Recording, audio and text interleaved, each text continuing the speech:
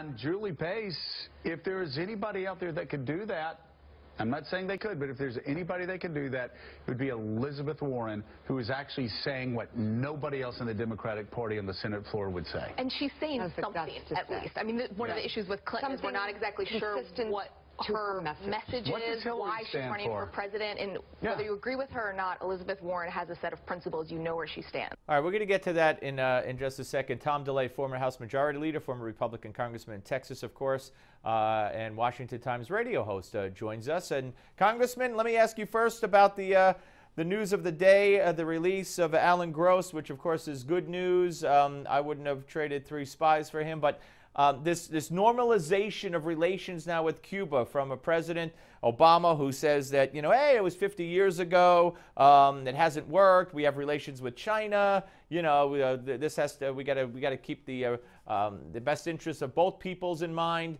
and now he wants to normalize relations.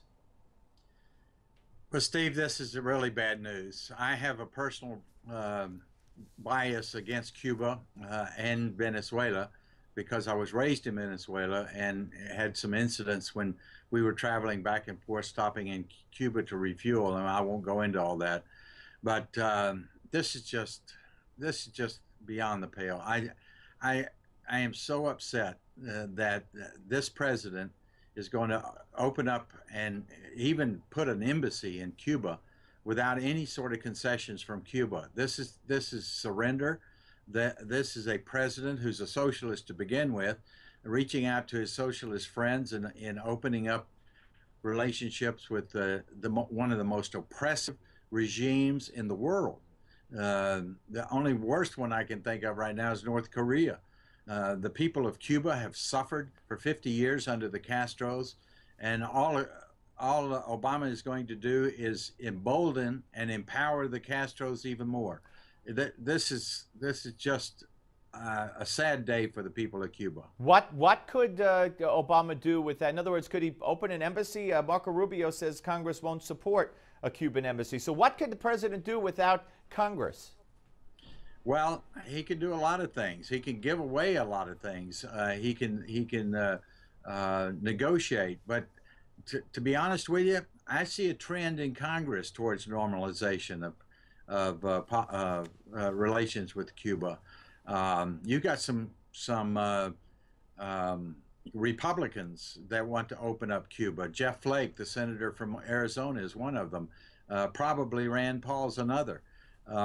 So I don't know what will happen in the next 2 years in Congress in trying to. I know they won't try to stop Obama in empowering the Castros in Cuba, and the oppression goes on. And you know, it's ironic in a sick way that the one group of strong Hispanic support for Republicans are Cuban Americans. And now, if they don't stop this, or if they capitulate and go on the record as saying it's a good thing, they will then alienate the Cuban Americans that are hardcore Republicans. No? Oh, most definitely. Now, the younger Cubans that have been born here in the United States are moving towards normalization with Cuba. I have to say that. But most of the Cuban community in especially Florida have been trying to put more pressure on Cuba, not give in to them and surrender to them.